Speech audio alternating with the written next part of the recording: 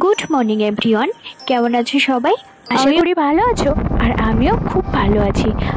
পায়েলের নতুন একটি ব্লগে তোমাদের সবাইকে স্বাগত জানাই। দীঘার ফার্স্টের ব্লগটা তোমাদের সাথে শেয়ার করেছিলাম, আর এটা ছিল দীঘার সেকেন্ড ডে, যেটা আমরা যাচ্ছিলাম সকাল সকাল ঘুম থেকে উঠে মোহনাতে। যখন 4:30 মতো বাজে তখন সবাই উঠে রেডি হয়ে চলে এসেছিলাম মোহনাতে। সোজা চল, আমি পাশে যাই।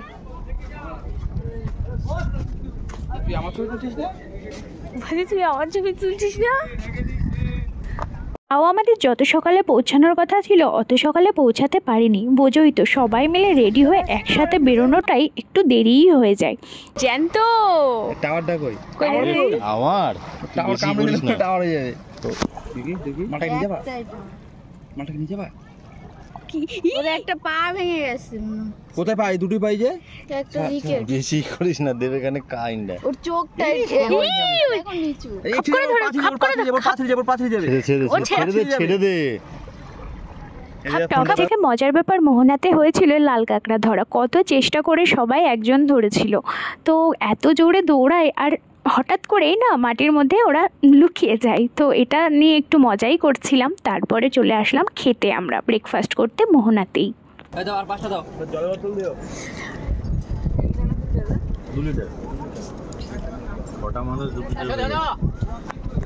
কি বললি? কিসের দাঁত? দুধের দাঁত তুলেছে। বসে আছে, পড়ে যাচ্ছে, বোতলে যা বকা দিছে।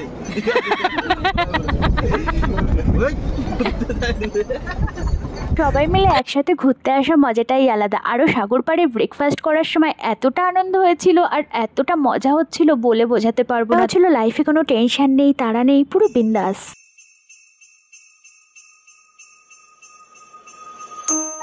তারপর আমরা সবাই ফটোশ্যুট ভিডিও শ্যুট করে চলে এসেছিলাম মোহনার মাছ বাজারে। মাছ বাজারটা তো অনেক বড় ছিল আর বিভিন্ন রকমের মাছ ছিল, দেখতে বেশ ভালো লাগছিল। আর কাঁকড়াগুলো তো দেখে এখানেই লোভ লেগে গেছিলো। তারপর আমরা মোহনাতে বেশ কিছুক্ষণ সময় কাটিয়ে চলে গেছিলাম শঙ্করপুর বিচে। এখানে সমুদ্র ভালোই উত্তাল ছিল, দেখতে বেশ ভালোই লাগছিল। তো আজকের ব্লগটা এখানেই শেষ করলাম, পরের ব্লগ আরও আসছে।